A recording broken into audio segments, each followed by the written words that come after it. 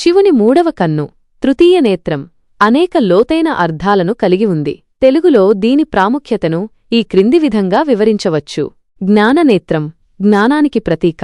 శివుని మూడవ కన్ను కేవలం భౌతిక దృష్టికి అతీతమైన అంతరజ్ఞానానికి మరియు దివ్యదృష్టికి సంకేతం.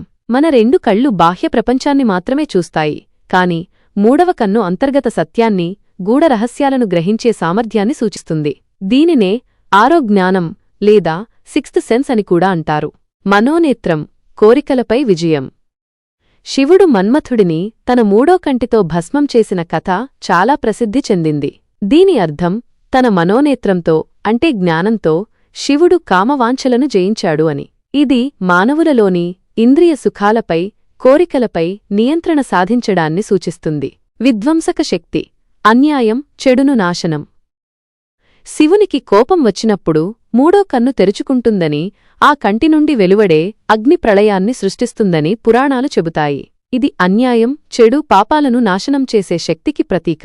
లోకంలో ధర్మాన్ని నిలబెట్టడానికి, చెడు శక్తులను సంహరించడానికి శివుడు తన మూడో కన్నును ఉపయోగిస్తాడు.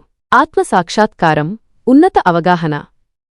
మూడవ కన్ను ఆత్మసాక్షాత్కారానికి, ఉన్నతమైన చైతన్యానికి, అత్యుత్తమ అవగాహన సామర్థ్యానికి చిహ్నం.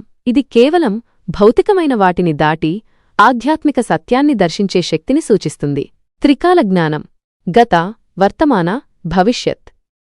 శివుడిని త్రయంబకుడు అని కూడా పిలుస్తారు, అంటే మూడు కళ్ళు కలవాడు. ఈ మూడు కళ్ళు భూత, వర్తమాన, భవిష్యత్ కాలాలను దర్శించగల సామర్థ్యాన్ని సూచిస్తాయి. అధిభౌతిక ప్రపంచం. శివుడి మూడో కన్ను భౌతిక ప్రపంచానికి ఆవల ఉన్న మన ఇంద్రియాలకు అందనటువంటి అధిభౌతిక ప్రపంచానికి చిహ్నం. సంక్షిప్తంగా శివుని మూడవ కన్ను అనేది కేవలం ఒక కన్ను కాదు. అది అంతర్జ్ఞానం, దివ్యదృష్టి, దుష్టశక్తులను సంహరించే శక్తి, కోరికలపై విజయం మరియు ఉన్నతమైన ఆధ్యాత్మిక అవగాహనకు ప్రతీక.